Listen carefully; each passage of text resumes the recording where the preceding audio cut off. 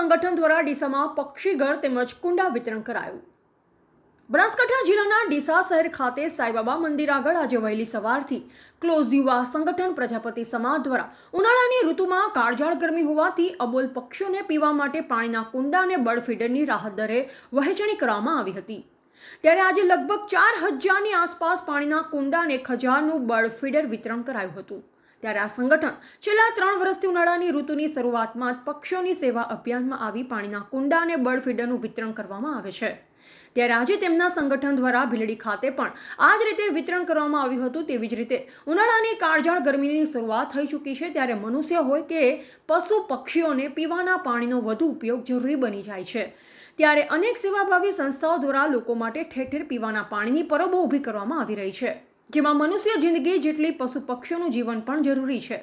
જેના ભાગરૂપે આજે જલારામ મંદિરની બહાર દર વર્ષની જેમ આ વર્ષે પણ ડીસાની માનવ સેવા સંગઠનના સેવાભાવી યુવાનો દ્વારા પક્ષી બચાવ અભિયાન અંતર્ગત જલારામ મંદિરની બહાર પક્ષીઓ માટે પાણીના કુંડા અને ચકલી ઘરનું રાહત દરે વિતરણ કરવામાં આવ્યું હતું। ક્લોઝ પ્રજાપતિ યુવા સંગઠન ડીસા આયોજિત આજે રાહત દરે પક્ષી ઘર, બર્ડ ફીડર અને કુંડાનું રાહત દરે ડીસા અને ભીલડી મુકામે વિતરણ કરવામાં આવ્યું। આ કાર્યક્રમ અમે છેલ્લા 3 વર્ષથી કરી રહ્યા છીએ અને અમારું સંગઠન રાહત દરે પડતર કરતાં ઓછા ભાવે આપી અને પક્ષીઓ અબોલ જે પક્ષીઓ હોય એમને આપણે મદદરૂપ થવા માટે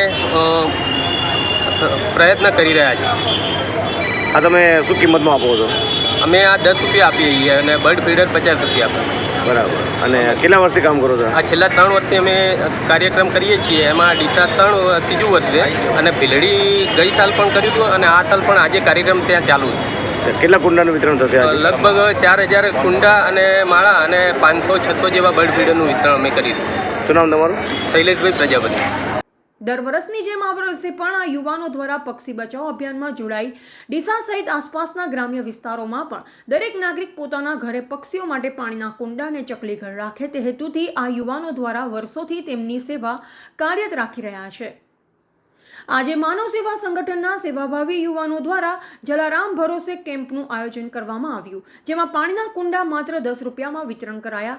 ત્યારે પાણીના કુંડા સહિત બર્ડ ફીડર 50 રૂપિયા સાથે પુઠ્ઠાના માળા કુંડા સહિત 10,000 જેટલા લોકોએ 3 કલાકમાં ખરીદી કરી માનવતા અને જીવધ્યાના દર્શન કરાવ્યા હતા। ડીસા માનવ સેવા સંગઠનના સેવાભાવી યુવાનો અને ક્લોઝ યુવા સંગઠનના યુવાનો દ્વારા કાળઝાળ ગરમીમાં પણ ખડે પગે ઊભા રહી રાહત દરે પાણીના કુંડા, બર્ડ ફીડર સહિત ચકલી ઘરનું વેચાણ કરાતા લોકોએ પણ સેવાભાવી યુવાનોની સેવાને પ્રશંસનીય ગણાવી હતી। જેમ આ વર્ષે પણ ક્લોઝ યુવા સંગઠન દ્વારા પક્ષીઓ માટે જે બચાવવાનું અભિયાન ચલાવી રહ્યા છે, છેલ્લા 3 વર્ષથી ખૂબ સરાહનીય કાર્ય છે। એમનું સંગઠન ખાલી પક્ષીઓ માટે નહીં, ગૌ માતાની સેવા હોય, બાળકો માટે ચોપડા વિતરણ હોય, એવા સારા કાર્યો કરીને ખૂબ મદદરૂપ થઈ રહ્યા છે।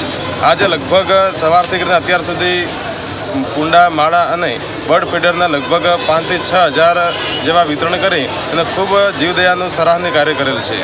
અહેવાલ અમૃતમાળી, સંબંધ ભારત ન્યૂઝ, ડીસા, બનાસકાંઠા।